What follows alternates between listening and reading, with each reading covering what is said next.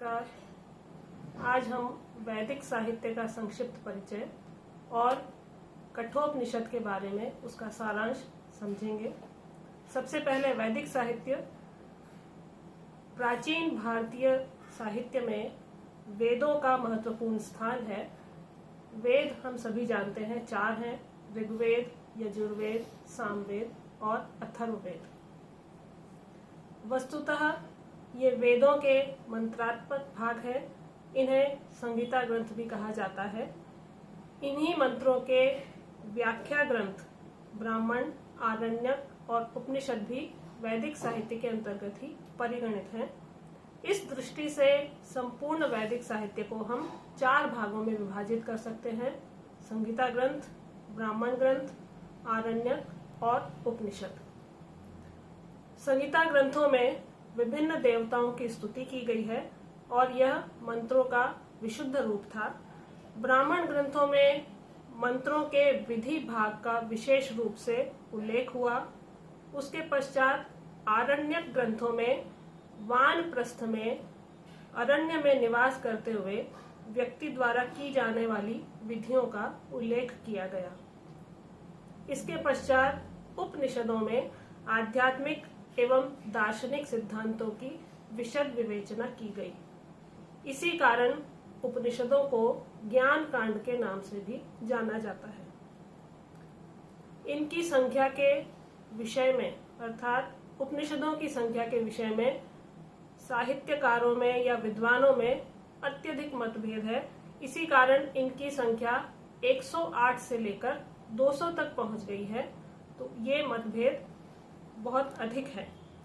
इनमें भी 11 उपनिषद प्रमुख हैं और उनके नाम हैं: ईश, केन, कठ, प्रश्न, मुंडक, मांडूक्य, तैत्तिरीय, ऐतरेय, छांदोग्य, बृहदारण्यक और श्वेताश्वतर। ये 11 उपनिषद प्रमुख माने गए हैं। आज हम जो पढ़ेंगे, पाठ्यक्रम में जो सम्मिलित है कठोपनिषद, उसके विषय में हम पढ़ेंगे, उसका सारांश समझेंगे, उसका अध्ययन हम बाद में करेंगे। तो कठोपनिषद कृष्ण यजुर्वेद का उपनिषद है। इसमें 2 अध्याय और प्रत्येक अध्याय में 3-3 वल्लियां हैं। प्रमुखतः इसमें नचिकेता और यम का संवाद है। कथा इसकी ये है कि वाजश्रवा के पुत्र आरुणि उद्दालक ने विश्वजित नाम का यज्ञ किया, उसका आयोजन किया और यज्ञ संपन्न होने के पश्चात उन्होंने ऋत्विजों को दक्षिणा में बूढ़ी गाय प्रदान की। उन बूढ़ी गायों को देखकर बालक नचिकेता के मन में ये प्रश्न आया कि पिताजी ऐसा क्यों कर रहे हैं, ऐसा दान क्यों दे रहे हैं जो निरर्थक है, और ऐसा दान देने पर उन्हें स्वर्ग की नहीं बल्कि नरक की प्राप्ति होगी।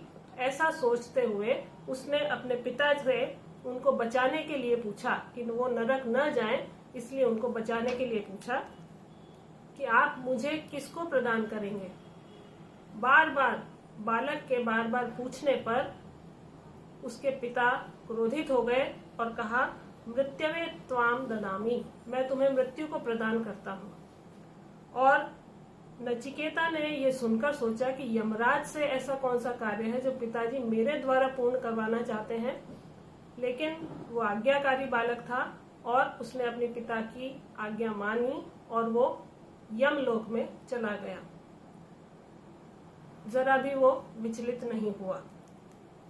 अब वो बालक जब यमलोक में पहुंचा तो वहां यमराज अनुपस्थित थे और वो 3 दिन और 3 रात्रि तक वहां उनकी प्रतीक्षा करता रहा।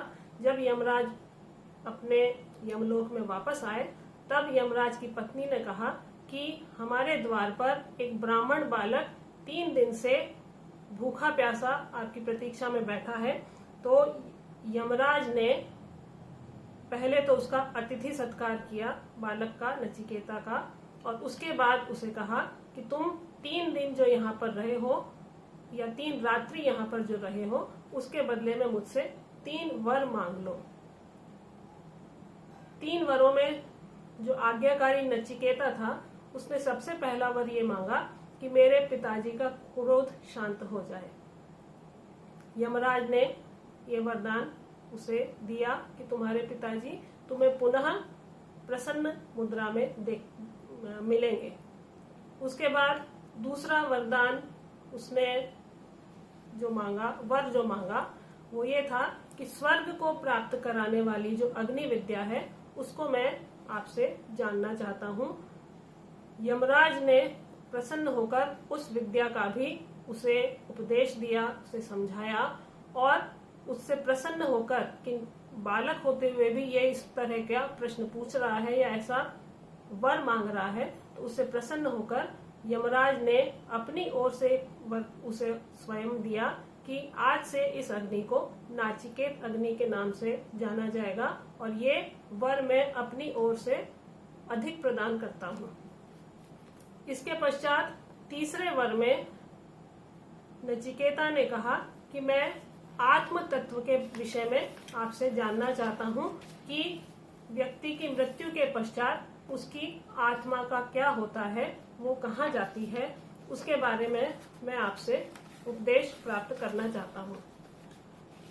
यमराज ने सोचा कि ये इतना सा बालक है और ये जो प्रश्न पूछ रहा है या जो उपदेश मुझसे सुनना चाह रहा है वो बहुत गंभीर है, बहुत गूढ़ है, जिसे देवता भी नहीं समझ सकते, ये बालक कैसे समझेगा।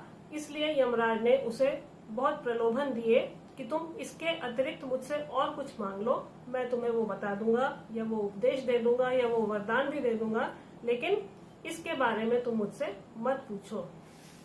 लेकिन नचिकेता उसी बात पर अडिग रहा कि आपसे अच्छा, इससे अधिक उपदेशक मुझे कोई नहीं मिल सकता, क्योंकि आप मृत्यु के देवता हैं और मृत्यु के पश्चात की स्थिति को ही मैं जानना चाहता हूँ, तो आपसे अच्छा उपदेशक मुझे और कोई नहीं मिल सकता। इसीलिए मुझे आप यही ज्ञान दीजिए या यही उपदेश दीजिए और मेरा तीसरा वर यही है। बहुत आग्रह करने पर और बहुत प्रलोभनों से दूर जाने पर जब वो नहीं माना, तब यमराज ने उसे उपदेश दिया और आत्म तत्व के बारे में पूरा ज्ञान दिया। ये सारी जो 3 वर हैं और उन तीन वरों में आत्म तत्व की विवेचना इस कठोपनिषद का मुख्य प्रतिपाद्य है। तो स्वर्गिक अग्नि और मृत्यु के पश्चात आत्मा का जो अस्तित्व है, यही इसका मुख्य कठोपनिषद का विषय रहा है, इसका प्रतिपाद्य रहा है। इसके साथ ही इसमें अतिथि सत्कार, नचिकेता की पितृभक्ति और उसके जिज्ञासु रूप का भी पूरा परिचय देखने को मिलता है। इसी कारण नचिकेता को आचार्य यम की कठोर परीक्षाओं से भी निकलना पड़ा, लेकिन अपने जिज्ञासु स्वभाव के कारण वो अंत में विजयी हुआ और उसे आत्मज्ञान प्राप्त हुआ। अच्छे उपदेशक से, यमराज से उसे आत्मज्ञान प्राप्त हुआ। यही इस उपनिषद का प्राण है, यही इसका विषय, इसका प्रतिपाद्य विषय है। ये कठोपनिषद का सार हमने आज पढ़ा है। वैदिक साहित्य का परिचय भी देख लिया और कठोपनिषद की कथा का सार कि नचिकेता और यम के संवाद के माध्यम से आत्म तत्व की विवेचना इस कठोपनिषद में की गई है। अब इसके बाद हम आगे इसका अध्ययन प्रारंभ करेंगे।